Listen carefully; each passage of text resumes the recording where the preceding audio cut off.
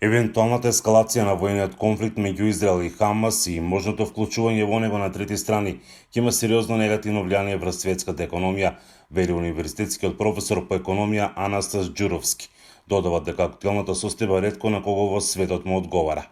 И тоа преку зголемување на цените на енергенсите на едно историски високо ниво, повисоко и од она ниво кое што беше на почетокот на војната во Украина, бидејќи паралелно веројатно ќе трае и тој конфликт, и на ваков начин ќе дојде до неминовен раст на цените на производите на глобално ниво. Тоа ќе доведе до раст на цените и во домашната економија, додава Ѓуровски. Во меѓувреме од почетокот на конфликтот цените на нафтата на светските берзи зголемена за 10%, потврди од регулаторната комисија за енергетика.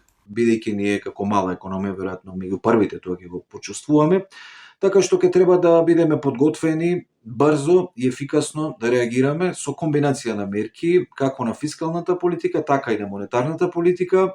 Ќе треба да остане веројатно и она непопуларна мерка на замрзнати цени, и тоа што е можно подолго, бидејќи производите на кои што се однесува таа мерка влегуваат во потрошувачката кошничка, меѓутоа доколку состојбата на глобално ниво потрае, тогаш без друго дека ќе почувствуваме двоцифрени стапки на инфлација. Геополитичките ризици и натаму се третираат како едни од клучните глобални ризици, што во континуитет го истакнуваат и меѓународните финансиски институции, велат од Народната банка.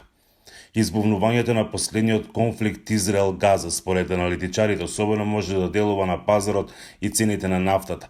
Во секој случај, колкаво ќе биде влијанието врз глобалната економија, ќе зависи од понатамошниот развој на воено-политичките случувања во двата региона. Македонската економија е сосема малку директно изложена кон овие економии, како во однос на трговските, така и во однос на финансиските врски. Учеството на Израел во вкупната трговија е околу 0,1%, а исклучително ниско и учеството на странските директни инвестиции, велат од Народна. Додаваат дека инвеститорите од овие земји не учествуваат во сопствеништвото на банките во земјава. Иако директните врски со овие економии се минимални како мала и отворена економија, подложни сме на индиректни ризици, кои што во зависност од интензитетот на овој нов шок би се одразиле и на нашата економија преку промената во глобалната економија и пазарите на стоки, но и преку финансиските пазари. Ефектите може да бидат видливи преку трговските и финансиските канали, нарушување на сенџирите на снабдување и да влијаат на дополнително забавување на конвергенцијата на економијата. Сметаат дека будно следење на развојот на состојбите и јакнење на отпорноста на економијата на шокови е најсоодветниот одговор на овие геополитички случувања. Неодамна и првиот човек на ММФ, Кристалина Георгиева, рече дека иако е рано да се утврди, војниот конфликт меѓу Израел и Хамас за глобалната економија може да биде уште еден извор на несигурност. За Гласот на Америка, Мики Трајковски.